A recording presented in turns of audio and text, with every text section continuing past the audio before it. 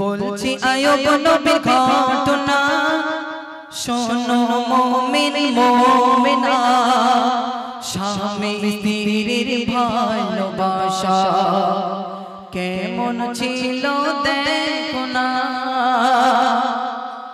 ঘটনাটা যদি উল্টো পাল্টা হয় একটুখানি ম্যানেজ করে নেবে, কারণ আমি গজলটা প্রথম গাইছি। আমার ওস্তাদ আমার গুরু সিরাজুল ইসলাম ভাই তানারই লেখা কালাম আমি প্রথমেই পরিবেশন করছি, এখনো গাইনি একবারও। তো আমার ওস্তাদের গজল আমি একটা গাইছি, আপনারা শুনুন। আমি কখনো গাইনি, তবে প্রথম গাইছি। যদি একটু সমস্যা যদি হয়ে যায় একটু মানিয়ে নেবেন। প্রিয় কবি শুনুন।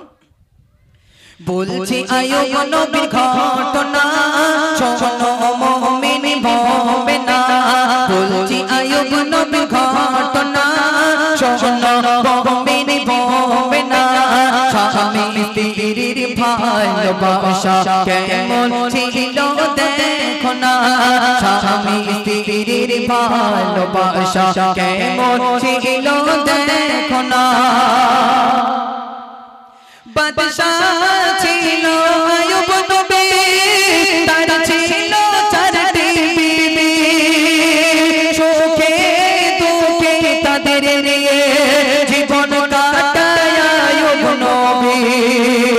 বাদশাহ ছিল আয়ুব নবী, তার ছিল চারটি বিবি, সুখে দুঃখে তাদের নিয়ে জীবন কাটায় আয়ুব নবী। করলো শহর পরীক্ষা আয়ুব নবীকে রব্বানা, করলো শহর পরীক্ষা আয়ুব নবীকে রব্বানা। ধ্বংস হলো যা কিছু ছিল আর হলো বালাখানা, ধ্বংস হলো যা কিছু ছিল আর হলো বালাখানা।